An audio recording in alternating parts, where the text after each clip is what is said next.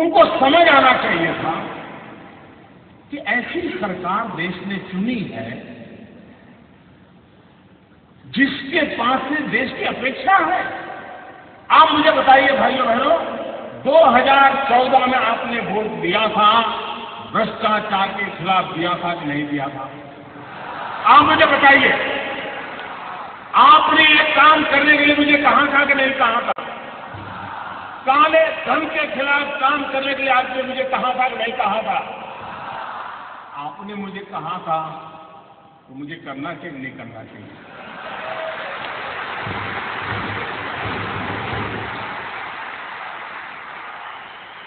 आप मुझे बताइए, आपने जब मुझे ये करने के लिए कहा था तो आपको भी पता था कि ये काम करूंगा तो थोड़ी तकलीफ होगी? पता था कि नहीं था? ऐसा तो नहीं था कि बस आपको ऐसे ही मुंह में पता सा आ जाएगा, ऐसा तो नहीं था ना? सबको मालूम था। ये सरकार बनने के तुरंत बाद हमने एक सुप्रीम कोर्ट के निवृत्त न्यायमूर्ति के नेतृत्व में स्पेशल इन्वेस्टिगेशन टीम बनाई, SIT। दुनिया में कहां कहां ये कारोबार चल रहा है, इस पर ये टीम काम कर रही है और हर 6 महीने वो सुप्रीम कोर्ट को रिपोर्ट कर रही है। ये काम पहले वाली सरकारें टालती रही थी, हमने किया। अपने यहां कहावत है, पुत्र के लक्षण पालने में। जब मेरी पहली कैबिनेट में पहले ही दिन ऐसा बड़ा कड़ा निर्णय करता हूं तो पता नहीं था कि मैं आगे करने वाला हूं। मैंने छुपाया था क्या? कुछ नहीं छुपाया मैंने। हर बार मैंने ये बात कही है और आज मैं आपको इसका ब्यौरा दे रहा हूं। देश मुझे सुन रहा है। मैंने देश को कभी अंधेरे में नहीं रखा है, मैंने देश को कभी गलतफहमी में नहीं रखा है। खुल करके बात कही है और ईमानदारी से।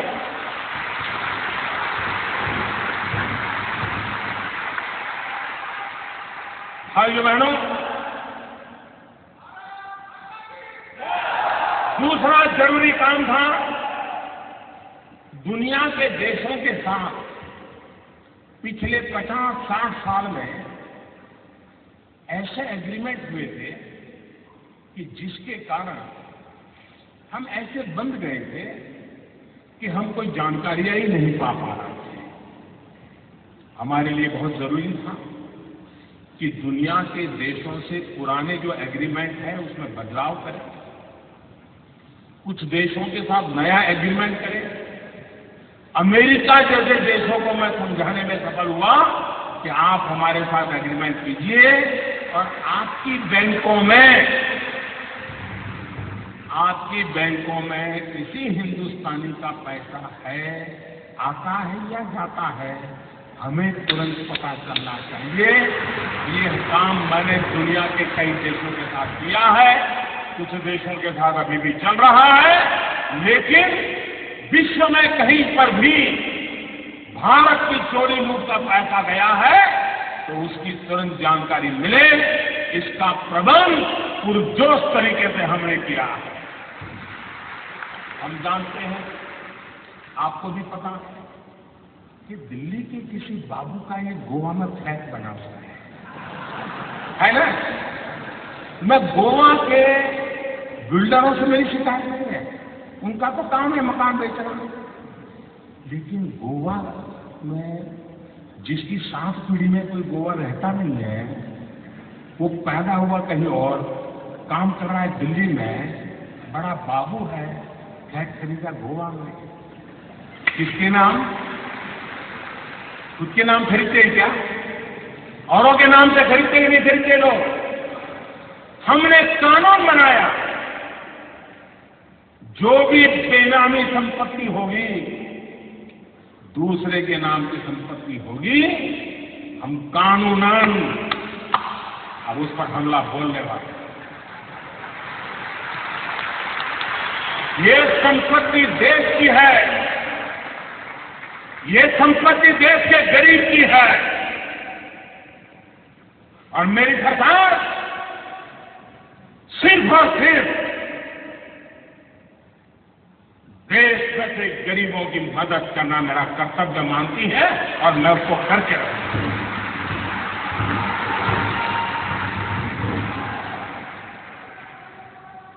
हमने देखा है घर में शादी हो, ब्याह हो, कुछ काम हो,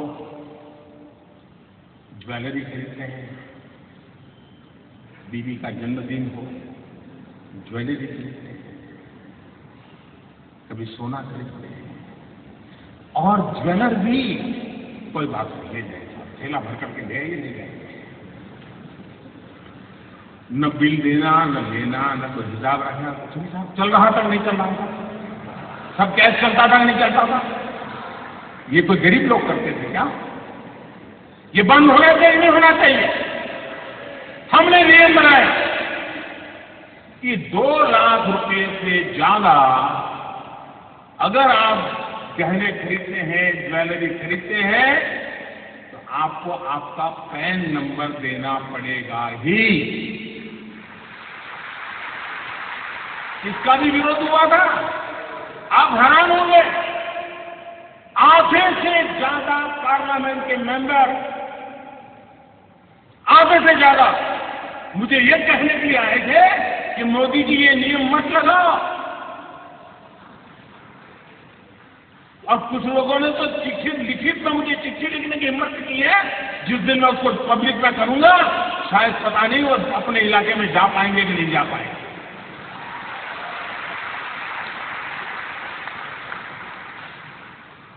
अगर आपके पास पैसे हैं, आप सोना ज़ेवरात खरीदते हैं, हम इतना ही कहते हैं कि आपका जो इनकम टैक्स का पैन नंबर वो लिखवा दीजिए, पता तो चले कौन लेता है, पैसा कहां से आता है, कहां जाता है। भाइयों बहनों, ये 70 साल की बीमारी है और मुझे 17 महीने में मिटा नहीं।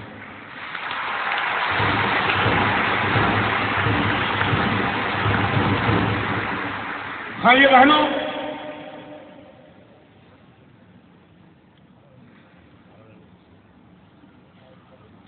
हमने एक और काम किया, पहले की सरकारों ने भी किया। ये जो ज्वेलर्स है, क्योंकि ज्यादातर हमारे यहां सोना वगैरह की बात कर रहा, उन पर कोई एक्साइज ड्यूटी नहीं रखती। पहले सरकार ने लगाने की कोशिश की, बहुत कम लगाई थी, लेकिन सारे ज्वेलरों की संख्या बहुत कम है। एक गांव में 1-2 ही होते हैं, बड़े शहर में 50-100 होते हैं, लेकिन उनकी ताकत बड़ी गजब है। अच्छे अच्छे एमपी उनके जेब में होते हैं।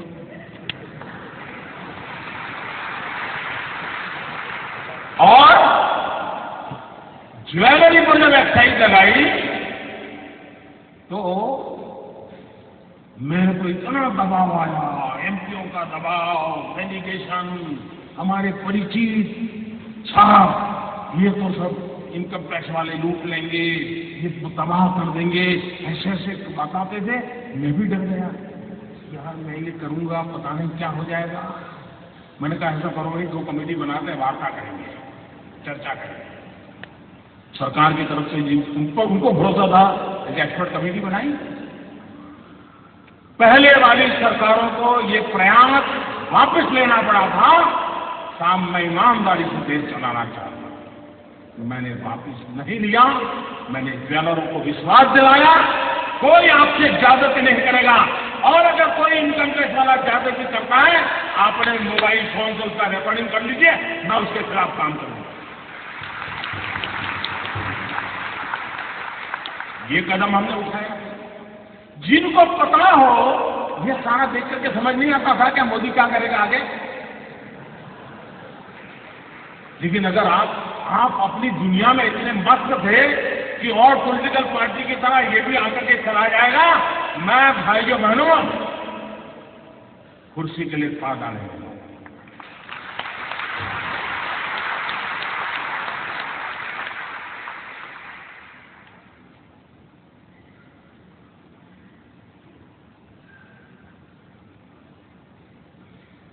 मेरे देशवासियों, मेरे घर, परिवार,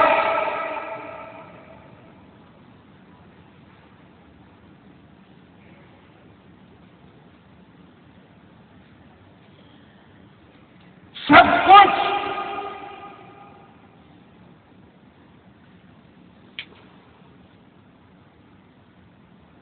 देश के लिए छोड़ा है।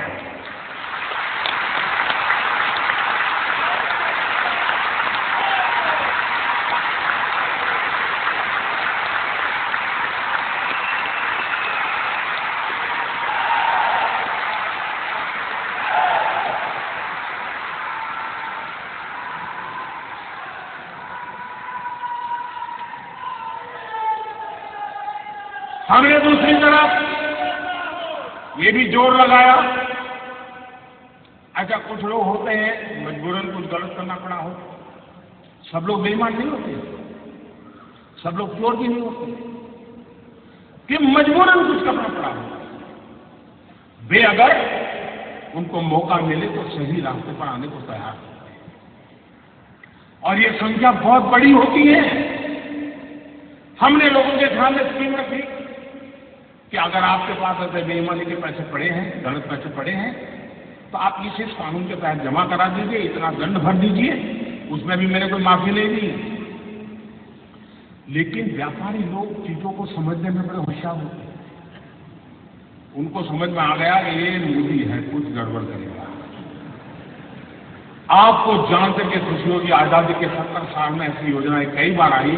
पहली बार 67,000 करोड़ रुपीस लोगों ने आकर के दंड समेत जमा कर दिए और 2 साल में टोटल सर्वे के द्वारा, रेड के द्वारा, डिक्लेरेशन के द्वारा 1.25 लाख करोड़ रुपया जो कहीं हिसाब में नहीं था उस सरकारी खजाने में जमा हुआ है। 1.25 लाख करोड़ का हिसाब आया। ये 2 साल में किए हुए काम का मैं हिसाब आज गोवा की धरती से पूरे देश को दे रहा हूं।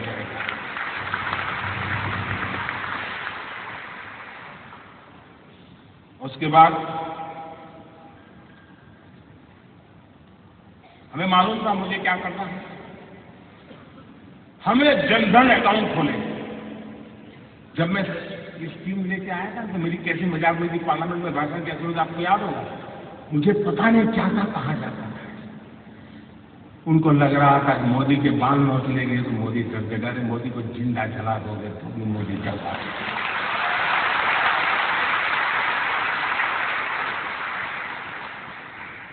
उसके बाद हमने प्रारंभ में आकर के एक काम लिया, प्रधानमंत्री जनधन योजना के द्वारा गरीब से गरीब का बैंक अकाउंट खोला। उस समय लोगों को समझ नहीं आया कि मोदी बैंक अकाउंट खोला तो रहा है। अब लोगों को समझ आएगा ये बैंक अकाउंट का क्या फायदा होने वाला है। करीब 20 करोड़ से ज्यादा लोग गरीब लोगों के बैंक अकाउंट खोले और हिंदुस्तान में अमीर लोगों के जेब में बटवे में भांति बैंक क्रेडिट और डेबिट कार्ड होते हैं। गरीब तो बेचारा सोच ही नहीं सकता था ऐसा भी कोई कार्ड होता है, कार्ड से मिल जाता है, कुछ पता नहीं था। भाइयों बहनों, प्रधानमंत्री जनधन योजना के लिए बैंक के खाते खुले तो नहीं, इस देश के 20 करोड़ लोगों को हमने रुपए कार्ड दिया है, डेबिट कार्ड दिया है और ये आज से 1 साल पहले किया हुआ।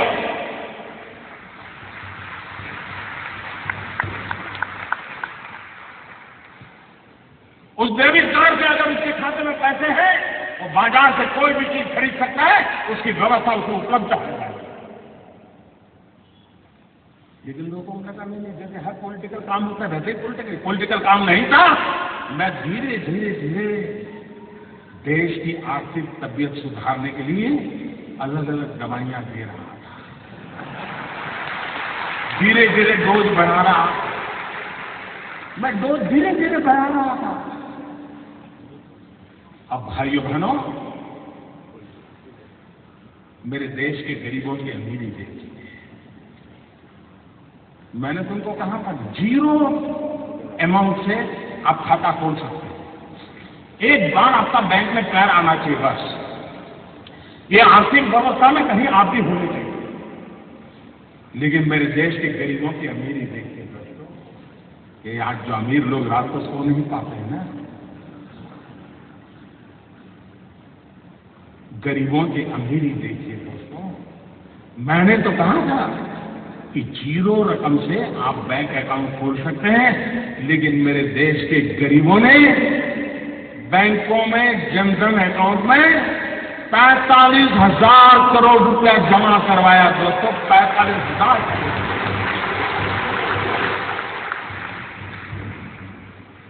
यह देश के सामान्य मानवी की ताकत को हम पहचाने। 20 करोड़ परिवारों को रुपए काट दिया, फिर भी कुछ लोग मानते ही नहीं थे। उनको लगता था यार कोई राजनीतिक गोटी बिठा देंगे तो हो जाएगा मसला। हमने एक बहुत बड़ा सीक्रेट ऑपरेशन किया। मनोहर जी वाला तो मैं नहीं कर सकता।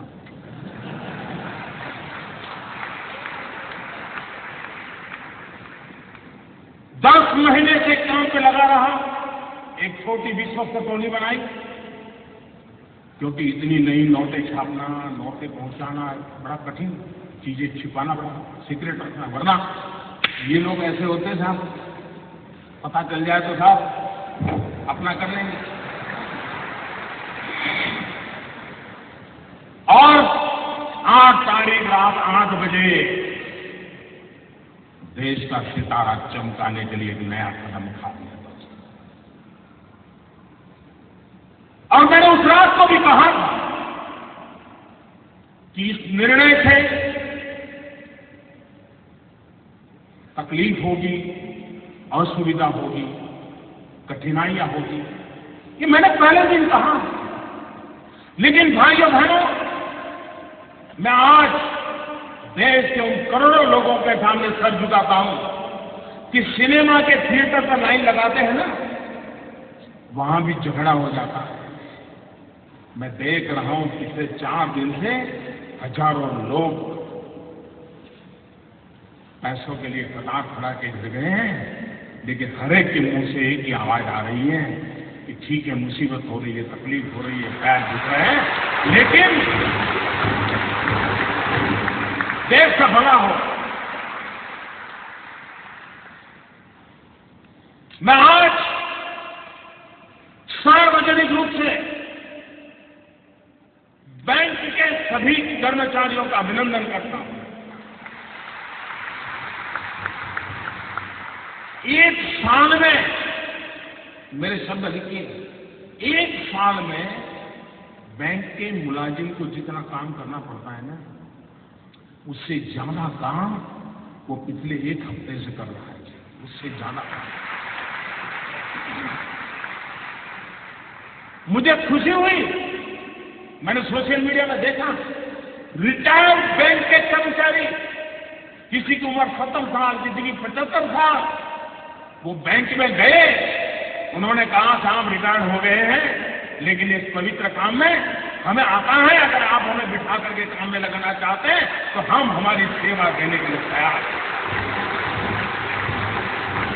मैं रिटायर्ड बैंक के कर्मचारियों का भी आज अभिनंदन करना चाहता हूं, जिन्होंने अपनी सेवाएं देने के लिए अपनी पुरानी ब्रांच में जाकर के मदद करने के लिए गुहार लगाई है। मैं उनका अभिनंदन करता हूं। मैं उन नौजवानों का अभिनंदन करता हूं जो कतार के बाहर धूप में खड़े रह करके अपने खर्चे से लोगों को पानी पिला रहे हैं, सीनियर सिटीजन के बिठाने के लिए कुर्सियां लेकर के दौड़ रहे हैं। चारों तरफ देश की युवा पीढ़ी खास करके इस समय इस काम को सफल करने के लिए काम में लगी है। इस काम की सफलता का कारण 8 तारीख के 8 बजे मोदी का निर्णय नहीं है, इस काम की सफलता का कारण 125 करोड़ देशवासी, जिसमें कुछ लाख छोड़ दो, ये जी जान से लगे हैं, इसलिए ये योजना सफल होना तो निश्चित है। मैं दूसरी बात बताना चाहता हूं, मुझे बताइए हमारे देश में मतदाता सूची, वोटर्स लिस्ट, सभी पॉलिटिकल पार्टियां मतदाता सूची बनाने में काम करती है नहीं करती? सरकार की सभी लोग काम करते हैं कि नहीं करते? सारे टीचर्स करते हैं कि नहीं करते? उसके बावजूद भी जिस दिन पोलिंग होता है शिकायत आती है नहीं आती है? मेरा नाम निकल गया, हमारी सोसाइटी का नाम निकल गया, मुझे वोट नहीं देने देते, मुसीबत आती है नहीं आती है? इतना सारा ओपन होने के बाद भी तकलीफ आती है कि नहीं आती? भाइयों बहनों, हमारे देश में चुनाव होता है, चुनाव में तो क्या करना होता है? जाना, बटन दबाना, वापस आना, इतना ही करना है। तो भी इस देश में करीब 3 महीने 90 दिन तक चुनाव का काम करता है, 90 दिन तक। और उसमें सारा पुलिस तंत्र, सीआरपीएफ, एसआरपी, बीएसएफ, गवर्नमेंट का हर मुलाजिम, पॉलिटिकल पार्टी के करोड़ों करोड़ों कार्यकर्ता, सब लोग 90 दिन तक दिन रात मेहनत करते हैं, तब जाकर के हमारे जितने बड़े देश का चुनाव संपन्न होगा। 90 दिन लग जाते हैं। भाइयों बहनों, मैंने सिर्फ देश में 50 दिन मांगे हैं, 50 दिन। 30 दिसंबर तक मुझे मौका दीजिए मेरे भाइयों। अगर 30 दिसंबर के बाद कोई मेरी कमी रह जाए, कोई मेरी गलती निकल जाए, कोई मेरा गलत इरादा निकल जाए, आप जिस चौराहे में मुझे खड़ा करेंगे, मैं खड़ा होकर के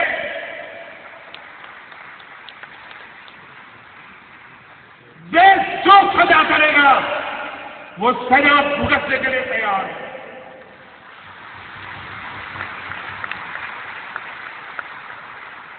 लेकिन मेरे देशवासी,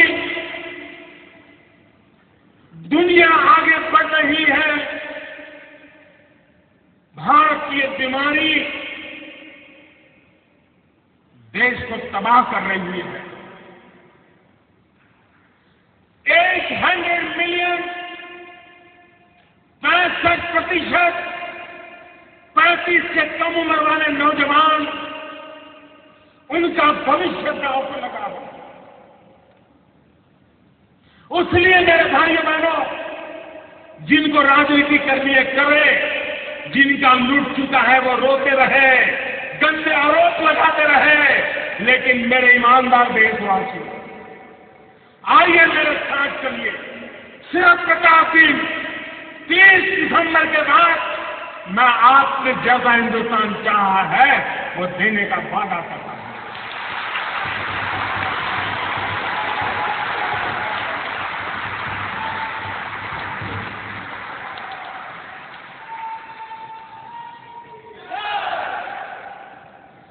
मेरे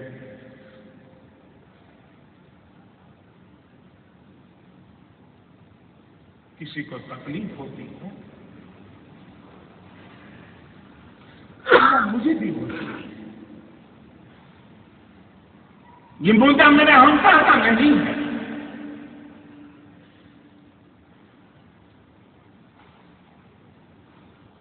भाइयों बहनों,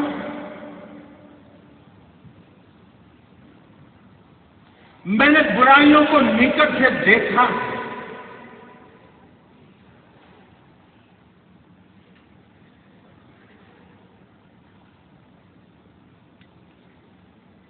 देशवासियों की तकलीफ समझता हूं, उनकी मुसीबत समझता हूं, लेकिन ये टेस्ट सिर्फ 50 दिन के लिए है।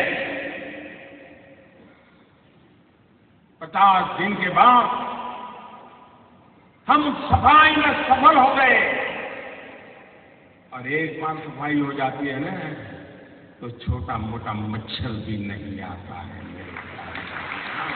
छोटा मोटा मच्छर।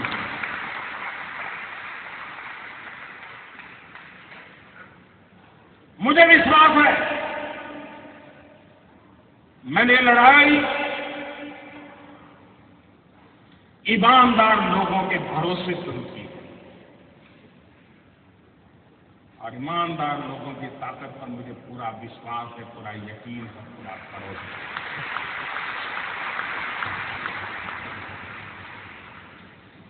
और आप कल्पना नहीं कर सकते कैसे कैसे लोगों का डूब रहा है। मां गंगा को भी आश्चर्य हो रहा है। कल जो चवन्नी नहीं डालते थे आज वो नोटे बहाने आ रहे थे। वो गरीब विधवा मां मोदी को आशीर्वाद देती है कि बेटा, कभी बेटा या बहू देखते नहीं थे, कल आए थे 2.5 लाख बैंक में जमा कराने के लिए। उन गरीब विधवा माओं के आशीर्वाद देश की सफलता के यज्ञ को आगे बढ़ाएंगे। और आपने देखा कैसे कैसे लोग 2G स्कैम, कोयला स्कैम, अरबों खरबों, मालूम है ना सब, मालूम है ना। आज 4,000 रुपया बदलने के लिए लाइन में खड़े रहना पड़ता है जी।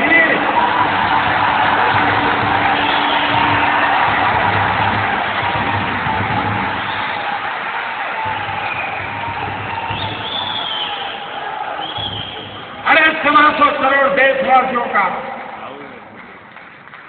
प्यार न होता, विश्वास न होता, सरकारें तो आती और चली जाती। मेरे भाइयों बहनों, ये देश अगर अमर है, ये देश का भविष्य उज्जवल है। इस उज्जवल भविष्य के लिए कष्ट झेलना कुछ मैं कभी हार। अभी कल मुझे एक पत्रकार बंधु ने बात, मैंने आपको मुझे दिन रात कहते मोदी जी बस युद्ध हो जाए, युद्ध हो जाए। मैंने कहा फिर तकलीफ होगी तो क्या करोगे? बिजलियां बंद हो जाएगी, चीजें आना बंद हो जाएगी, रेलवे कैंसिल हो जाएगी, रेलवे में फौज के लोग जाएंगे, आप नहीं जा पाएंगे, तब क्या करोगे? अच्छा बोले ऐसा होता है। कहना बड़ा सरल होता है भाई, उपदेश देना बड़ा सरल होता है। जब निर्णय करते हैं तब उसके साथ चलना सामान्य मानवी की कोई तकलीफ नहीं होती। मैं देशवासियों को एक और कहना चाहता हूं, इन दिनों बहुत लोगों की इस भ्रष्टाचार या काले धन के मुद्दे पर बोलने की हिम्मत नहीं है, क्योंकि जो भी बोला ही पकड़ा जाता है। क्या कुछ नाम में चाला है, हर कोई हंसते हुए चेहरे बोल रहा है नहीं मोदी जी ने अच्छा किया।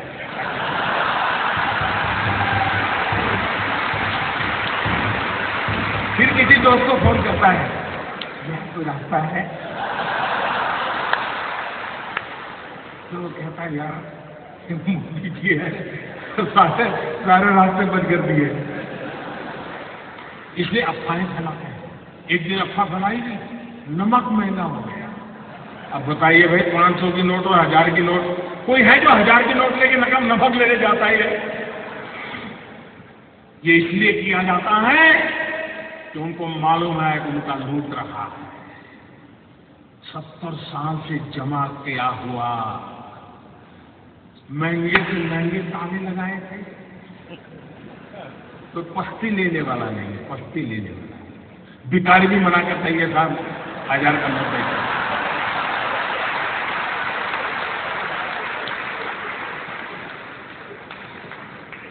भाइयों बहनों, ईमानदार को कोई तकलीफ नहीं है। कुछ लोग अपनी नोट कहते हैं, मुझे सच मालूम नहीं, लेकिन चर्चा चल रही है, कहते 450 में बेच रहा है, कोई 500 की नोट, कोई 300 में दे रहा है। मैं देशवासियों कहता हूं, आपका 500 रुपये में से एक नया पैसा कदम करने की ताकत किसी की नहीं है। आपका 500 रुपया मतलब 499 एंड 100 पैसा पक्का।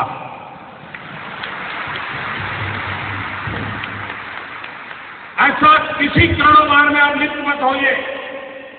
कुछ बेईमान लोग अपने लोगों को कहते थे जाओ लाइन में खड़े हो जाओ, 2-2 हजार का करवा लो यार, मेरा थोड़ा बहुत बच जाएगा। और दूसरा, भाइयों बहनों, मेरा सबसे आग्रह हो सकता है आपको पता भी न हो, शायद आपके चाचा, मामा, भाई, पिताजी जिनका स्वर्गवास कुछ करके गए हो, आपका कोई गुनाह ना हो, बस आप बैंक में जमा कर दीजिए,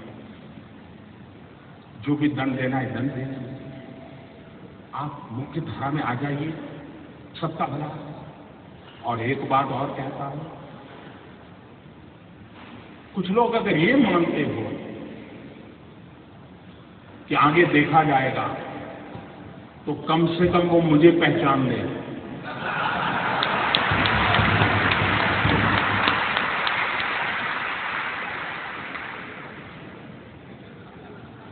देश आजाद हुआ तब से अब तक का आपका कच्चा चिट्ठा मैं खोल दूंगा। जिनके पास बेईमानी का है वो मान के चले कागज का टुकड़ा है, वो ज्यादा कोशिश न करें, ज्यादा कोशिश न करें, वरना सरकारी मैं इसके लिए अगर 1 लाख नए लड़कों को नौकरी देनी पड़ेगी तो दूंगा और तो इसी काम में लगाऊंगा। लेकिन देश में ये सारा कारोबार बंद कर रहा है, उसको बंद कर रहा है। और अब लोग मुझे समझ गए हैं। इतने दिन उनको समझ नहीं आया, लेकिन जरा ये डोज ज्यादा आया तो समझ आया। लेकिन ये एंड नहीं है, ये पूर्ण विराम नहीं है। मैं हाथ खुल करके कहता हूं, ये पूर्ण विराम नहीं है। देश में भ्रष्टाचार, बेईमानी बंद करने के लिए मेरे दिमाग में और भी कई प्रोजेक्ट चल रहे हैं।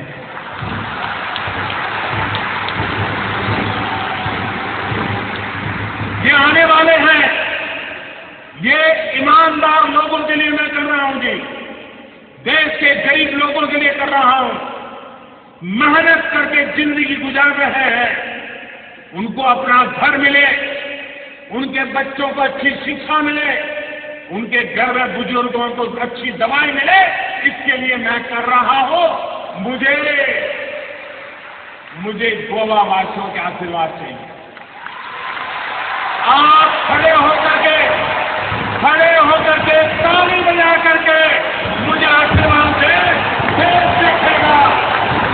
देखेगा ईमानदार लोग। इस देश में ईमानदार लोगों की कमी नहीं है, इस देश में ईमानदार लोगों की कमी नहीं है। आइए ईमानदारी के सामने मेरा साथ दीजिए।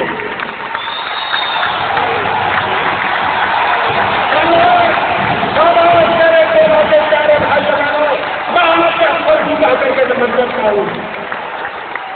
ये सिर्फ दो बार नहीं, ये हिंदुस्तान के हर ईमानदार की आवाज है, हिंदुस्तान के हर ईमानदार की आवाज है। भाइयों बहनों, मैं जानता हूं मैंने कैसे कैसी ताकतों से लड़ाई मोल ली है। मैं जानता हूं कैसे कैसे लोग मेरे खिलाफ हो जाएंगे। मैं जानता हूं 70 साल का उनका मैं लूट रहा हूं, मुझे जिंदा नहीं छोड़ेंगे, मुझे बर्बाद करके रहेंगे। उनको जो करना है करें। 50 साल भाई बहनों, 50 दिन मेरी मदद करें, देश 50 दिन मेरी मदद करें। जोर से तालियों के साथ मेरी इस बात को स्वीकार कीजिए। बहुत बहुत धन्यवाद।